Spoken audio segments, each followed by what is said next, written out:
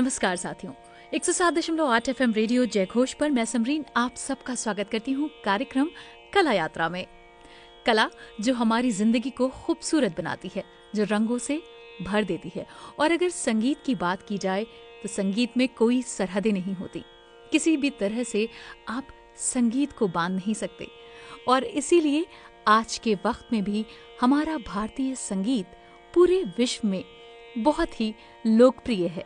आज हम आपकी मुलाकात कराने जा रहे हैं शशि वर्मा जी से, जिन्होंने 6 से 7 साल की उम्र से ही संगीत को सीखना शुरू कर दिया था। तो आइए उनसे जानते हैं उनकी जिंदगी की कहानी उन्हीं की जुबानी। बहुत बहुत स्वागत है शशि जी आपका। नमस्कार शशि जी, मैं सबसे पहले आपसे जानना चाहूंगी कि आपको ये कब लगा कि आपका संगीत के टुवर्ड्स जो प्यार है, जो प्रेम है, उसके तहत आपको संगीत से वो जुड़ाव महसूस कब होना शुरू हुआ और कब आपने सीखना शुरू किया? एक्चुअली बचपन से ही थोड़ा ऐसा था कि फिल्मी गाने ही तब तो था भाई पहुँच में कि कोई भी गाना बज रहा है तो मैं सुनती थी, तो मुझे लगता था कि अरे ये तो बड़ा अच्छा है, मुझे गाना चाहिए। तो जब मैं किसी को सुनाती थी तो अरे इतनी छोटी है, इसको पूरा गाना याद है। लेकिन मतलब उस वक़्त इतनी तो नहीं था कि मैं बहुत सोचूं कि हाँ अरे मैंने बड़ा अच्छा गाया। लेकिन वो बस थोड़ी खुशी हो जाती थी, तारीफें मिलती थी और तभी ये डिसाइड कर लिया कि अब मैं इसको प्रॉपर ट्रेनिंग के साथ सीखूंगी। और मैं 5th में पढ़ती थी तभी मैंने अपने फादर से बोला मुझको हारमोनियम लेना है। अच्छा। और मुझे गाना है, तो बोलने लगे कि अरे हारमोनियम।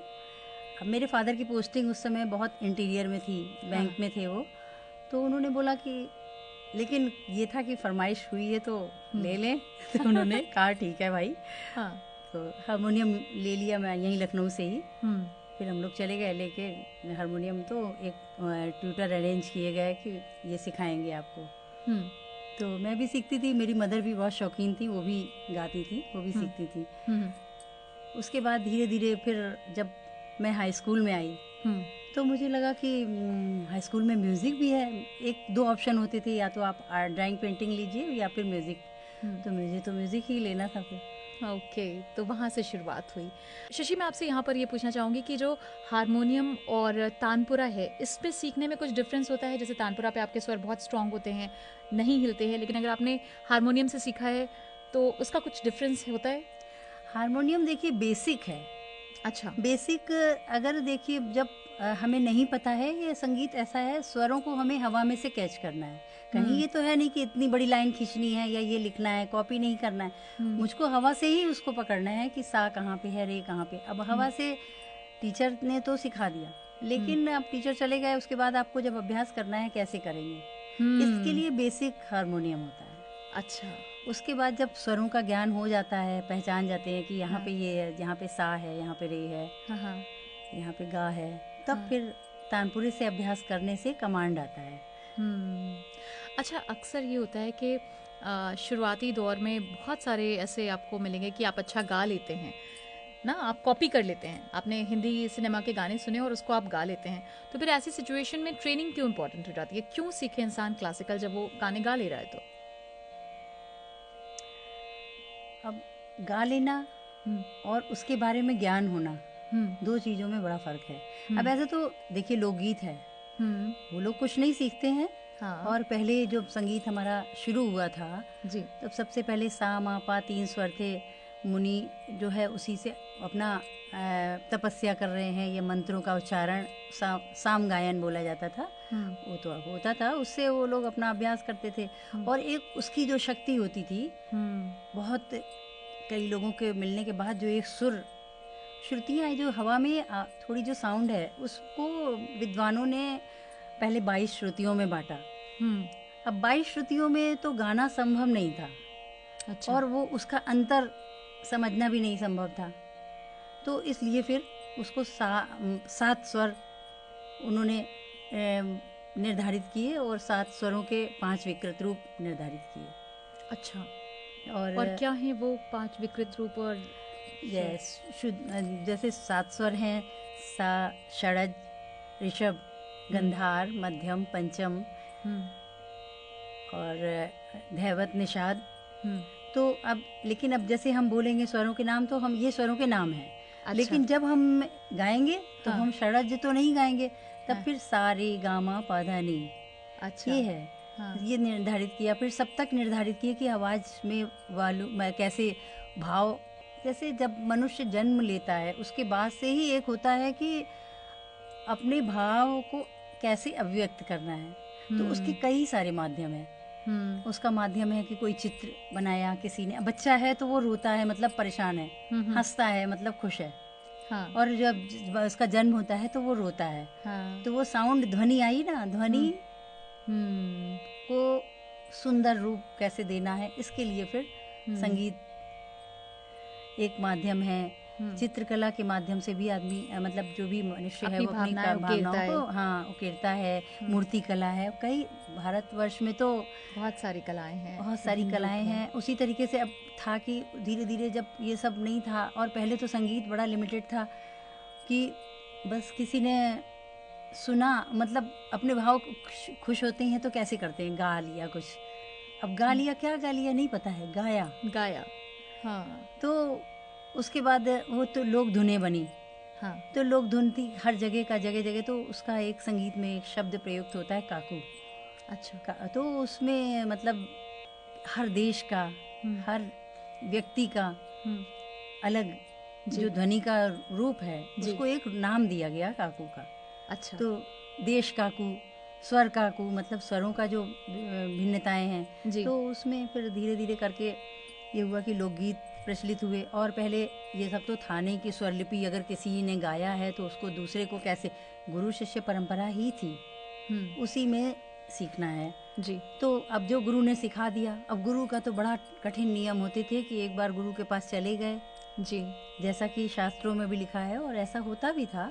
हाँ, कि गुरु ने जो बताया वही है, बस वही पता है हमको। हाँ, अब आज के ज़माने में उसको एक संज्ञा दी गई है, कुएं का मेढक। लेकिन गुरु ने बताया, उसने जो कैच किया, अब तानसेन का जैसे वो दिया गया है कि मतलब उनका एक मतलब ये कहा जाता है उनके बारे में कि वो बहुत छोटे थे, उनके मतलब उनके पिताजी को कोई संतान नहीं थी, वो हुई तो बहुत लाड़ प्यार में, तो वो कई तरीके की आवाज़ें निकाल लेते थे। ये तो ईश्वरीय देन थी जी। तो वो जंगल में सबको डराते थे आवाज़ें निकाल के। अच्छा। एकदम नेचुरल आवाज़। तो जब हरिदास जी जो थे वो अपनी मतलब गुरु शिष्य मंडली के साथ जा रहे थे तो उन्होंने शेर की आवाज़ निकाली, बात सब तो डर गए। हाँ। लेकिन उन्होंने कहा नहीं, ये शेर की आवाज़ नहीं है। अच्छा, ये तो कोई किसी की शैतानी है, कोई शरारत कर रहा है। हाँ। ढूंढा तो वो मिले जी। कहा क्यों बेटा? अब ये तो इन्होंने कहा ठीक है, मुझे मन कर रहा था, मैंने किया, आप डर गए तो इससे मुझसे क्या। हाँ। खैर वो उनके पिताजी के पास गए, उन्होंने कहा नहीं, आप इसको हमें दे दीजिए, हम इसको कलाकार बनाएंगे। अच्छा। और उनके पिताजी भी, मतलब पहले के लोग इतना भरोसा भी करते थे कि हाँ मेरा बच्चा कुछ बन जाएगा। ये तो स्वरलिपि पद्धति भातखंडे जी ने जब ये मतलब संगीत के क्षेत्र में इन्होंने काम किया तो इन्हें ये महसूस हुआ कि जो भी है वो गुरु शिष्य परंपरा से आम जो जन साधारण है उसके बीच में संगीत नहीं आ पाएगा जब तक कि उसको लिपिबद्ध नहीं किया जाएगा। हाँ। तब वो दो स्वरलिपि पद्धति बनी, एक तो विष्णु दिगंबर पलुस्कर जी ने बनाई दक्षिणी संगीत पद्धति और भातखंडे जी ने बनाई उत्तरी भारतीय संगीत पद्धति। अच्छा। तो वो स्वरलिपि में कि मात्राओं को कैसे दर्शाना है, स्वरों को कैसे दर्शाना है, उनका स्वरों का विकृत रूप शुद्ध रूप कैसे दर्शाना है, वो सब मात्राएं उन्होंने बनाई।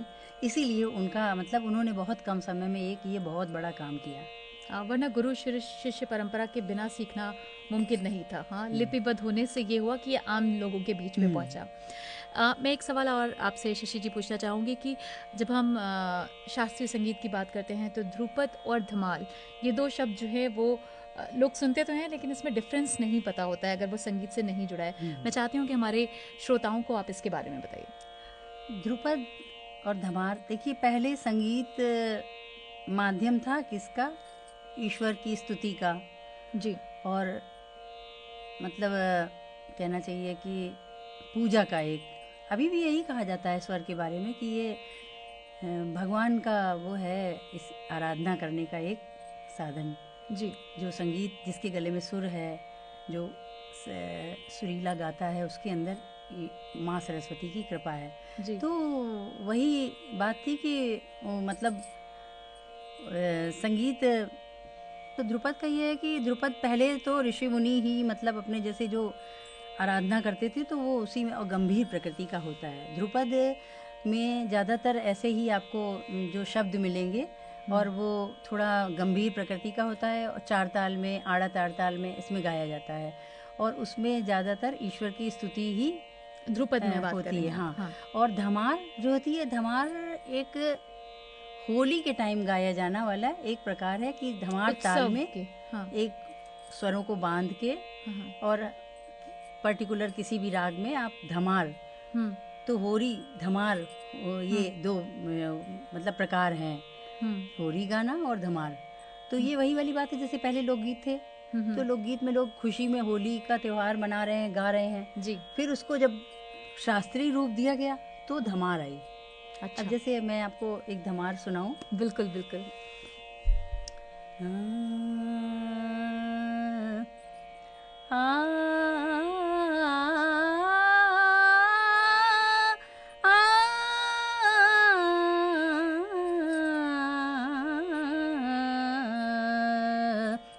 होरी खेलत श्री मोहन राधे, धन है आज की बार, होरी खेलत श्री मोहन राधे।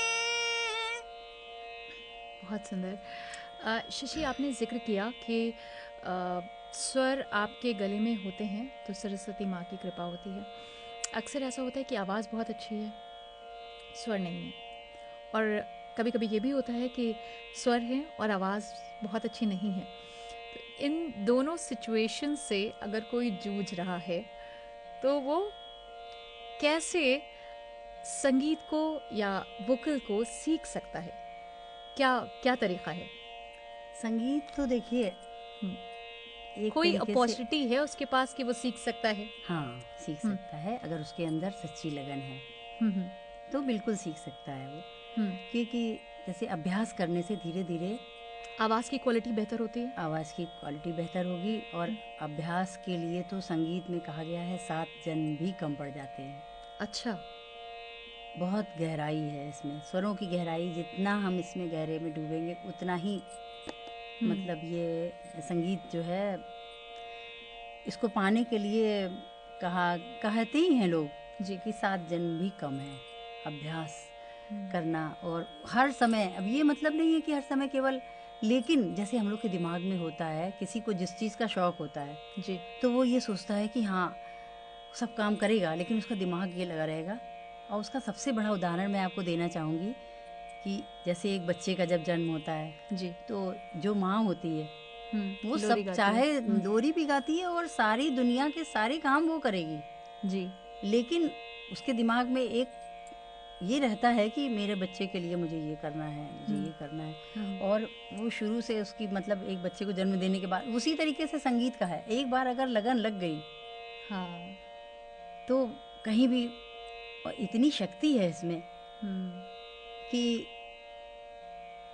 थोड़ा सा भी अगर किसी को उस संगीत से प्रेम है तो वो अपने को रोक नहीं पाएगा। अच्छा, एक बार आपने संगीत सीख लिया, उसके बाद फिर आप रियाज करते हैं। अगर रियाज छूट जाता है तो स्वर पे कमांड भी चली जाती है? कमांड चली क्या जाती है, लेकिन हाँ ये बड़ी बेवफा चीज़ भी है। अच्छा। कि हम लोग के गुरुजी कहती थी हाँ। कि तुम 2 दिन छोड़ोगे वो 4 दिन छोड़ देगा। अच्छा, ऐसा इसलिए है, रियाज बहुत ज़रूरी है। रियाज ज़रूरी है, मतलब शास्त्रीय संगीत के लिए। आप ऐसा कितने नहीं घंटे है। रियाज करते हैं? अब देखिए, जब हम लोग सीखते थे तब तो हम लोग बहुत 8-8, 9-9 घंटे का अभ्यास हो जाता था कुल मिला के, मतलब 8-9 घंटे का गाना। और अगर नहीं करें तो फिर मतलब जब अच्छे से सीखना शुरू किया तो वो ज़रूरी था, नहीं करते तो वो चीज़ें जितनी बारीकियां हैं वो नहीं आती, गले से निकलती नहीं, इसलिए ज़रूरी होता है, करना होता है। अब लेकिन ये है कि धीरे धीरे अब ये होता है कि कभी 2 घंटे कर लिया, कभी, लेकिन अभ्यास मतलब बैठना ही अभ्यास नहीं है कि हम लेके बैठे, तानपुरा लेके बैठे या हारमोनियम पे कुछ बजा रहे हैं। आपके दिमाग में हर समय चलना चाहिए, लय और सुर रहे कि हाँ अरे ये ऐसे किया था, अच्छा ये ऐसे करना है, तो वो कैसे इसको सुंदर बनाए। ठीक, लय और सुर पर हम बातचीत करेंगे और, लेकिन उससे पहले मैं चाहूँगी कि कोई बंदिश जो आपके दिल के बहुत करीब है वो आप हमारे श्रोताओं को सुना दीजिए प्लीज़। अब देखिए, वैसे तो जो राग हम लोगों ने सीखे थे तो एक राग दरबारी है। अच्छा।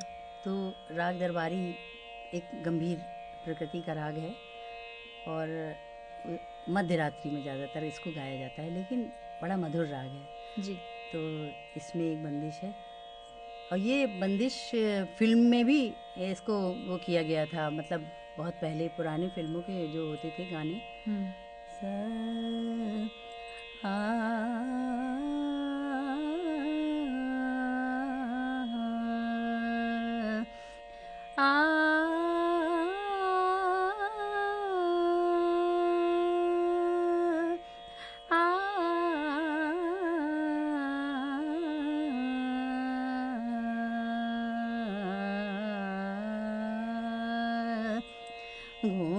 घूंघट का पट खोल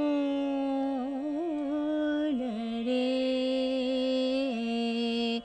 तो हे राम मिलेंगे, घूंघट का पट खोल रे, घट घट में तो साई रमत कटो कवचन मत बोल रे। ये तो हो गया जैसे इसका विलंबित जी। अब इसी को जो फिल्म में लिया गया था तो घूंघट का पट खोल रे तो हे राम मिलेंगे, ये हो गया इसका मतलब द्रुत। तो जैसे ख्याल जब गाते हैं तो शास्त्रीय संगीत में ख्याल, विलंबित ख्याल और द्रुत ख्याल दो होते हैं। अच्छा। विलंबित ख्याल में आप अपनी कल्पनाओं को अच्छे से स्वरों पे रुक रुक के और विलंबित लय में उस राग का रूप खड़ा करते हैं पहले। अच्छा। फिर जब वो रूप खड़ा हो गया, अलाप किए, बोल अलाप किए, ताने हुई, फिर उसमें धीरे धीरे फिर ताने होके थोड़ी लय बढ़ाई, फिर द्रुत ख्याल हुआ। द्रुत ख्याल में फिर बंदिश गाई। अब जैसे आपको द्रुत ख्याल में एक बंदिश सुनाते हैं। गिरधर ब्रजधर मुरली अधर धर, गिरधर ब्रजधर मुरली अधर धर, धरणीधर माधो पीतांबर, शीश मुकुट धर गोप बेक धर, गिरधर ब्रजधर मुरली अधर धर। तो अब इसमें इसमें ताने अलाप किया, जैसे एक तान करके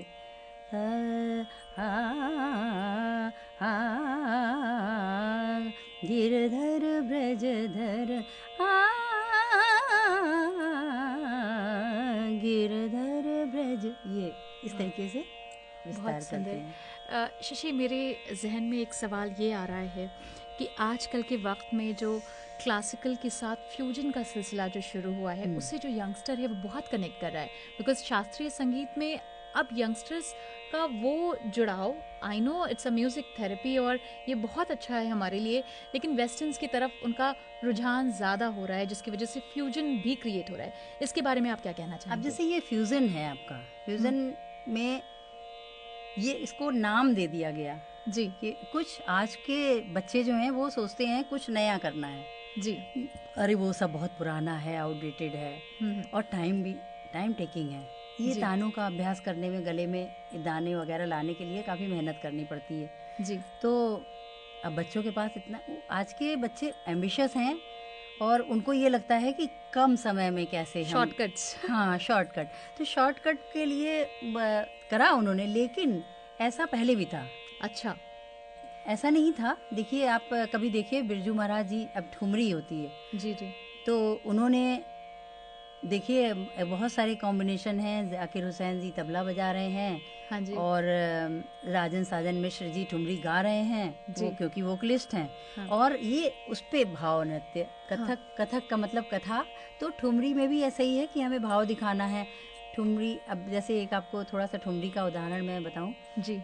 जैसे ये तो जैसे राग दरबारी था। एक अभी मैं ध्रुपद का भी आपको बताऊंगी कि ध्रुपद में भी कैसे लयकारियाँ करके उसको सुंदर बनाते हैं। और अभी मैंने फ्यूजन में वो चीज़ देखी कि कैसे एक बच्चे ने उस पर डांस किया है। अरे वाह। तो है सब वही, लेकिन अब उसका बच्चों को ऐसा लगता है क्योंकि उन्होंने बहुत पुराने से, ना उनको किसी ने उतना बताया और ना उनके पास टाइम था। हाँ हाँ। तो जैसे ठुमरी है,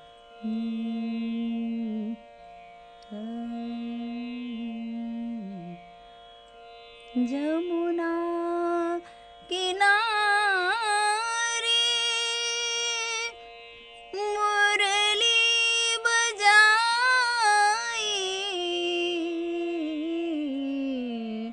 मोरा मन हर लीनो श्याम, मोरा मन हर लीनो, मोरा मन हर लीनो श्याम, सप्त सुरन की तान सुनत ही भूल गई, भूल गई, भूल गई, भूल गई ब्रजधाम, मोरा मन हर लीनो श्याम। अब इसमें भाव दिखाया। भाव दिखाना है तो ठुमरी में ऐसे किया, बहुत ठुमक शब्द से ठुमरी बनी जी। तो ठुमरी कथक में यूज होती है। हाँ। और उसका क्या, वैसे पहले प्यार से किसी को, जैसे हमें अपनी बात मनवानी है, कुछ हमें आपसे शिकायत करनी है, हाँ हाँ। तो हम एकदम से अगर ऐसे बोलेंगे कि अरे नहीं ये काम करना है, आपने ऐसे नहीं किया, तो फिर वो गलत है ना। हाँ। तो एक अपने कला के माध्यम से कैसे रिझाना है पहले जी। फिर जब नहीं माने रिझाने से फिर मनाना है, फिर नहीं माने फिर थोड़ा सा गुस्सा दिखाना है। जैसे होता नहीं, बच्चे जिद करते हैं, अरे मुझे ये चाहिए। हाँ हाँ। अब नहीं, अरे ठीक है बेटा, मिल जाएगा मिल जाएगा। फिर उसके बाद माँ एक बार मना करती, दो बार मना करती, फिर नहीं करोगे तो अब सख्ती होगी। तो वही चीज़ ठुमरी में ऐसे दिखाते हैं भाव। तो उसको तरह तरह से सुंदरता से कैसे गाना है, एक ही चीज़ को, एक ही वर्ड को। अब बच्चे सोचते हैं कि अब जिसको शास्त्रीय संगीत नहीं पता है तो वो सोचेगा ये मोरा मन हर लीनो, कई बार ये तो यही रिपीट करे जा रहे हैं। तो और लेकिन कलाकार जो होता है वो स्वर, अब स्वर जो पहचानता है वो तो उसको सुनेगा ध्यान से कि हाँ अब इन्होंने ऐसे कहा, अब इसको इस तरीके से अंदाज में कहा, अलग अलग अंदाज में। हाँ, लेकिन जिसको नहीं पता है वो कहेगा अरे एक ही बात रट रहे हैं, आगे भूल गए होंगे। ऐसा होता है ना जी। शशि, मेरे एक सवाल आपसे मैं और ये जानना चाहूँगी कि आप जब संगीत की बात करते हैं, आप जब गायन की बात करते हैं, तो ये आपको बहुत सुकून देता है। और इस तरह से इसको देखा जाए तो म्यूज़िकल थेरेपी के बारे में भी आजकल चर्चा हो रही है कि आपकी मेंटल हेल्थ के लिए बहुत बेहतर है। तो युवाओं को इससे कितना जुड़ना चाहिए और उनके लिए किस तरह से ये बेनिफिशियरी है, इसके बारे में हमें बताइए। देखिए, आपको मैं संगीत से पहले मैं ये बताऊं कि योगा देखा आपने, जब योगा शुरू में आया था, रामदेव जी ने इंट्रोड्यूस किया था योगा, तब क्या था, तो लोग कहते थे अरे इनका तो यही काम है उछलना कूदना, कहते थे कि नहीं। हाँ, हाँ, और ये नहीं, यूथ नहीं जुड़ा था हाँ, योगा से। तो बुजुर्ग लोग थे कि हाँ वो अरे मेडिटेशन करना है, योगा करना है। हाँ, लेकिन धीरे धीरे करके जब उन्हें लगा कि नहीं अरे ये तो बड़ा अच्छा है, क्यों लगा, क्योंकि आज स्ट्रेस बहुत है। जी, स्ट्रेस इसलिए है क्योंकि लोगों के रिक्वायरमेंट्स बहुत बढ़ गई हैं कि हर चीज़ भी होनी चाहिए, सुख सुविधा की हमारे पास दिखावा, एक जो वर्ड कह रहे हैं उसको हम, कि मतलब मेरे पास जैसे जितना सामने वाले के पास है उससे ज़्यादा होना चाहिए, एक ये चीज़ थोड़ी आ गई है, यूथ में तो आई गई है। जी, तो उस वजह से, और उनको ये भी लगता है कि इतना टाइम कहाँ दें किसी चीज़ के लिए, तो उनको स्ट्रेस रहता है। अच्छा, अब संगीत ऐसी चीज़ है कि आप गाना देखिए, फिल्मी एक जनरल सी बात है, कभी कभी ऐसा होता है कि सुबह से अरे कुछ नहीं, बड़ा परेशान है, मूड ख़राब है, तो अब कोई दुखी होगा लेकिन तो वो दुख के ही गाने सुनेगा। हाँ, वो खुशी वाले गाने अगर फास्ट और या सुबह के टाइम है।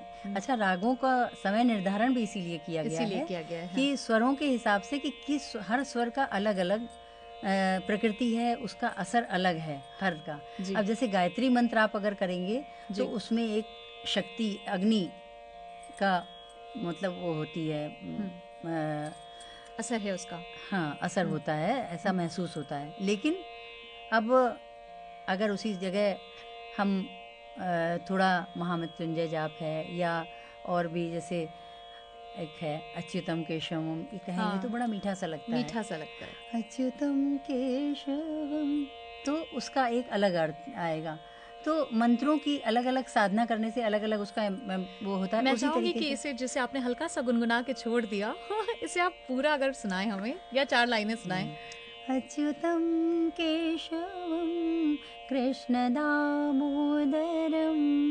रामनारायणं जानकी वल्लभम्। कौन कहते हैं भगवान आते नहीं, कौन कहते हैं भगवान आते नहीं, तुम मीरा के जैसे बुलाते नहीं। वाह, बहुत सुंदर। शशि, आपकी जिंदगी में कौन कौन उस्ताद रहे, किन किन से आपने संगीत सीखा? देखिए, मैंने एक आपने शायद नाम सुना हो, बड़े नाम उनका था, अच्छे कलाकार थे वो, पंडित काशीनाथ शंकर बोडस। अच्छा, तो बॉम्बे के थे वो बीए में हम लोग के म्यूज़िक टीचर थे। अच्छा, हाँ, उसके बाद फिर एमए किया तो ये डॉक्टर सुधा रानी शर्मा, जो कि इनके पंडित रतन जनकर जी, पंडित ओंकार नाथ जी ठाकुर, इन लोग की से सीखी हुई थी जी, और बहुत उसी हिसाब से वो सिखाती भी थी। अच्छा। अगर आप कहिए तो एक पुरानी बंदिश मैं उनकी राग देसी में गुरु जी बिल्कुल। की बंदिश थी, बिल्कुल। रे गा। अच्छा, उनका गाने का ढंग भी थोड़ा डिफरेंट था, रे गा सा रे नी सा रे मा पा मा पा नी सा नी दा पा पा दा मा पा रे गा सा रे नी दा, नैया मोरी भई पुरानी, केवट मतवारो सुने नहीं बात, नैया मोरी भई। ये उनकी गुरुजी की बहुत बंदिश सुंदर। थी, राग देसी में हम लोगों ने सीखी थी। क्या फ़र्क पड़ता है आपकी आवाज़ के टेक्सचर पे जब आप ट्रेनिंग लेते हैं, अभ्यास करते हैं, रियाज करते हैं, तो स्वर तो साधते ही हैं। क्या आपकी आवाज़ की टेक्सचर में भी कुछ बदलाव आता है? आवाज़ की टेक्सचर में तो उतना बदलाव नहीं आता है, लहजे में बदलाव आता है। अच्छा, जब आप गाते हैं, अभ्यास करते हैं, तो शुरू में तो जब बहुत अभ्यास ज़्यादा करने से थोड़ा लगता है कि अरे आवाज़ भारी हो रही है, आवाज़ बैठ रही है, लेकिन हाँ। धीरे धीरे करके जितना अभ्यास होता जाता है, वो इतनी आवाज़ निखरती स्मूथ जाती है। होती जाती है। और मैं एक मैसेज देना चाहूँगी कि जैसे योगा है, उससे भी ज़्यादा अच्छा और सरल साधन है शास्त्रीय संगीत को। हम गहरे में ना जाए ना, हम तान ना करें, तो हम कैसे रियाज स्वरों में को हम क्या करें? अभ्यास स्वरों का करें और रागों स्वरों की गहराइयों को समझें कि हर राग की प्रकृति, कहने को तो 7 स्वर ही हैं, लेकिन सारी दुनिया में जितना म्यूजिक है उसी 7 स्वर पे है। हाँ, उससे इस अलग चीज कुछ भी को नहीं अगर है। हम समझें, जी।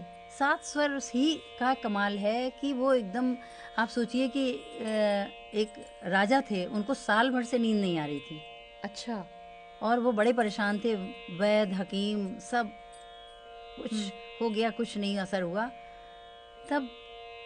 और हमें लग रहा है कि उनको सुनाया गया राग पूरिया कल्याण। अच्छा। पूरिया कल्याण सुना और सुनने के बाद वो स्वरों का विस्तार ही, जैसे म्यूजिक थेरेपी में भी है कि बहुत धीमा धीमा ही स्वरों का, कुछ उसमें कलाकारी बहुत नहीं है, लेकिन बस इतना सुनने वाले को और सुनाने वाले के अंदर एक तारतम्य, जैसे कोई चित्र वो एक देखते कनेक्शन हैं। बन जाना। हाँ, वो वही चीज जैसे नाटक में भी होता है कि सूत्रधार जब वो मंगलम वाला मंगलाचरण होता है तो उसके पहले थोड़ा सा म्यूजिक बजता है। हाँ। पहले फिल्मों में भी देखिए म्यूजिक बजता वो था। क्यों? एक दर्शक या श्रोता और कलाकार के बीच में एक संबंध स्थापित हो जाता है। फिर जब हम कोई मूवी देखते हैं और जब उसमें कोई सुख का, खुशी का सीन होता है तो हम, ऐसा लगता है कि खुशी मुझे हो रही है। रोने का सीन होता है तो हम रो पड़ते हैं, क्यों? क्योंकि जुड़ाव हो चुका होता है बस। हाँ। तो वो एक सम्मोहन है।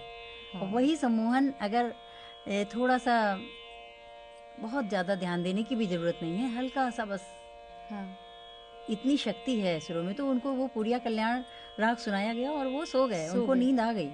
क्या बात और है। वो आपने सुना ही होगा दीपक राग गा के। हाँ। वो उन्होंने बस, अकबर बादशाह ने ये कहा कि दीपक राग है, कैसे तानसेन दीपक राग गाते हैं और दिए जल जाते हैं, गर्मी हो जाती है, ऐसा कैसे हो सकता है? तो तानसेन ने मना किया कि मत गवाइए दीपक राग। अच्छा। महाराज मत गवाइए दीपक राग।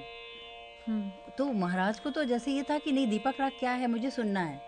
और वो 7 स्वर ही थे कि उन्होंने दीपक राग गाया और मतलब सब जलने लगा, चीजें, पशु पक्षी सब एकदम अच्छा वन से भागने लगे, इतनी गर्मी हो गई। तब फिर बैजू बावरा ने जब देखा, और तानसेन की बेटी को उन्होंने मियाँ मल्हार राग सिखाया था।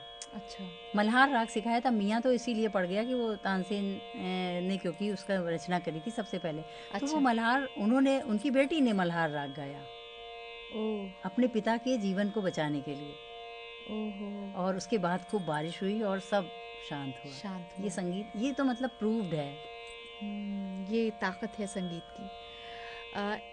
इससे पहले कि हम अपनी बातचीत को यहीं पर वाइंड अप करें, शशि, मैं चाहूँगी कि जो लोग आपको सुन रहे हैं इस वक्त, हमारे जो श्रोता हैं, उनको आप क्या संदेश देना चाहेंगी? मैं तो यही कहना चाहूँगी कि शास्त्रीय संगीत कोई कठिन चीज़ नहीं है। उसको कभी भी ऐसा ना समझें कि ये तो पहुँच से बाहर है और या इसमें बहुत समय चाहिए। बहुत समय की भी ज़रूरत नहीं है। आप बस संगीत से जुड़िए, और संगीत अगर गाने का शौक़ रखते हैं जी, तो थोड़ा शास्त्रीय संगीत अगर आप सीख लेंगे तो वो ही गाना आप अच्छे से गा पाएंगे। और आजकल कलाकार तो सब कोई बनना चाहता है। कलाकार बनना है तो आपको शास्त्रीय संगीत में थोड़ा सा ध्यान देना पड़ेगा, मेहनत करनी पड़ेगी, थोड़ी मेहनत ज़्यादा है। और अगर आप वो करेंगे तो आपको मेंटल पीस के साथ साथ आपकी जो भी क्राफ्ट है उसमें भी बहुत निखार आता है, क्योंकि आप फिर परफॉर्मर हो जाते हैं। फिर वो आप, मतलब मैंने देखा यहीं पे कई लोग बिल्कुल बेसुरा गा रहे हैं और उनको बिल्कुल नहीं है, तो मैंने ही फ़ोन करके बोला कि अरे भाई, वो ग्रुप हैं सारे तो नंबर तो मिल ही जाता है कि भाई तुम गा रहे हो, लेकिन थोड़ा सा इसमें हारमोनियम लेके थोड़ी देर सारे गामा बजा लिया करो और गा लिया करो साथ में, कुछ नहीं करना। और अब उनको सुनते हैं तो लोग ताजुब कर रहे हैं कि भाई ये कैसे इतना अच्छा गाने लगे। वाह, क्या बात। तो मैंने वो बोला कि अरे नहीं, गुरुजी मना करते हैं हारमोनियम से नहीं गाना। हमने कहा नहीं, अब तुम्हें पता ही नहीं है सा कहाँ पे है, रे कहाँ पे है, तो हारमोनियम ही एक सहारा है, उससे गाना है तब आएगा। अब जैसे आप ये देखिए कि वो वाला जो एक दादरा है जी, एक तो अभी आया है ये वाला, जो एक नई किसी फिल्म का ही है वो गाना, रंगी सारी गुलाबी चुनरिया रे, मोहे मारे नजरिया सावरिया रे, मुझे मारे मोहे मारे, मोहे मारे, मोहे मारे नजरिया सावरिया रे, रंगी सारी, हाँ रंगी सारी गुलाबे चुनरिया रे, मोहि मारे नजरिया सावरिया रे। और इस मधुर आवाज़ के साथ अब हम आपसे लेते हैं इजाज़त। अगले अंक में हम फिर जुड़ेंगे किसी नई शख्सियत के साथ, किसी नए कलाकार के साथ। आप सुनते रहिए रेडियो जय घोष। शशि जी, आपने वक्त निकाला कीमती, इसके लिए बहुत बहुत धन्यवाद। जय